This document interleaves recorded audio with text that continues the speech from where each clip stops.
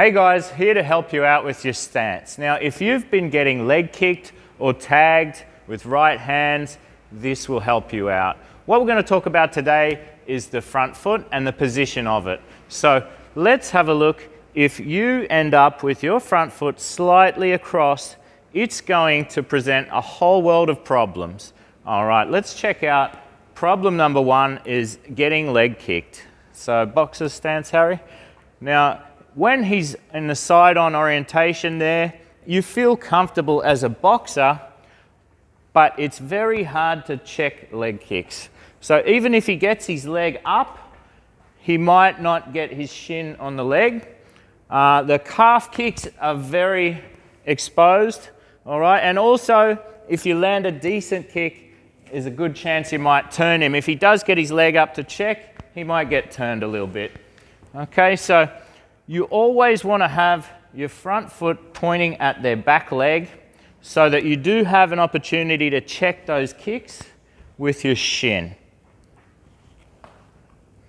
Problem number two is when you're in a side-on orientation, if you don't go first, often you'll end up shying away from the pressure, okay?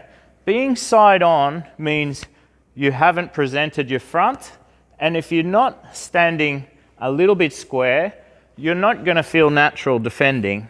So it's going to change you from a defender to an evader. Okay? With evading, you want to do it as a last resort if you've got no chance to defend. But if you're doing it all the time, you tie yourself in knots. Okay, so here we go. Harry's in his side-on stance with his toes a little bit across, and any pressure to his face, it's going to make him want to go to the side. All right? And the problem with going to the side there is you get set up with head kicks, okay, and knees.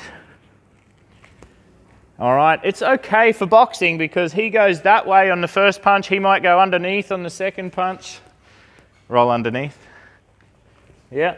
Okay, so it can set up some good things for boxing. And here's an important thing. If you do have someone that moves their head a lot, especially on the first moment you attack, be careful following them with punches. You know, they're going to set you up and counter you eventually. Yeah, so you've got to realize if you follow, you might get countered. You want to try and stay back and exploit them, okay? When he goes over there, we call that the comfortable place where people are like, oh, let's get away from the pressure. All right, so the switch tap bang is a great one. And if they go there off the right punch, step knee. Also, you might fake a jab and there's your low kick. Also, you've got your tackle as well. All right, so just by having that foot a little bit to the side, it can change your whole orientation from being able to hold your center to being one of those guys that swivels and you expose yourself to more things. Now, it feels good. It feels good to be here on the side, you know? It makes the body feel happy. It's like, oh yeah, I'm flowing, I'm dancing. You know, the problem is you lose all your structure. You become here, there, and everywhere, but not where you need to be. In kickboxing, Muay Thai, it's a battle for the center. Whoever's dominant down the center will dominate the fighting arena and give more pressure, and the other person will be on the back foot, and the other person will feel like they have to resort to attacks from the side. All right? So when you establish your dominance, you want to be dominant down the middle.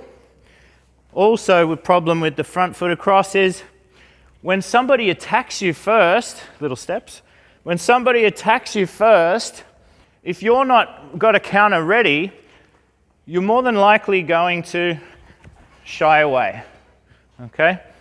So you don't get a chance to hold your position and you give up a lot of space. With the front foot across, it feels very awkward to hold your straight stance, all right? It's kind of working against the shoulder, yeah? So what happens to people is they get into a Philly shell. They feel good here. You know, they feel like they can protect. They're the kind of people that aren't thinking to check. They want to counter and punch. But when you're across here with that front hand down, yeah, you're definitely not going to feel comfortable checking over that arm. Okay, so if Harry's got his side-on stance, because his toes are across, he likes to have that front hand down. All right, it's very hard to check.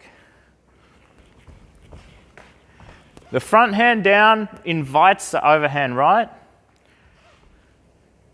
or the straight punch. And in boxing, you're basically inviting that, hoping they will do it. You know, and you're ready to move and counter in boxing. And the problem is, when you've got that foot across and your hand down, it's very hard to be mobile. Okay, so you only feel like shuffling backwards. So if I start pressure and he wants to get out of there, in the end of the day, I'm going to be able to catch up to him with something. All right, hoping that he didn't load up something as well. Okay, so toes across, makes you want to drop your hand, makes you want to turn side on, exposes you to leg kicks, head kicks, rights, tackles, and also you don't train all of your attacks from that stance. You know, you train your attacks from here.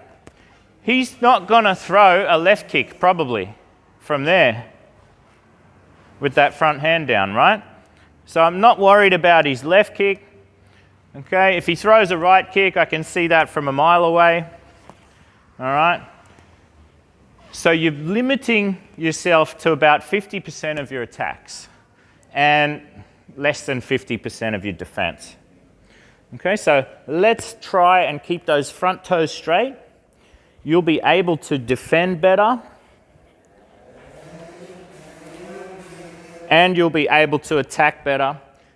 And remember, it's all about dominating the center and not getting your ass on the fence. Oos.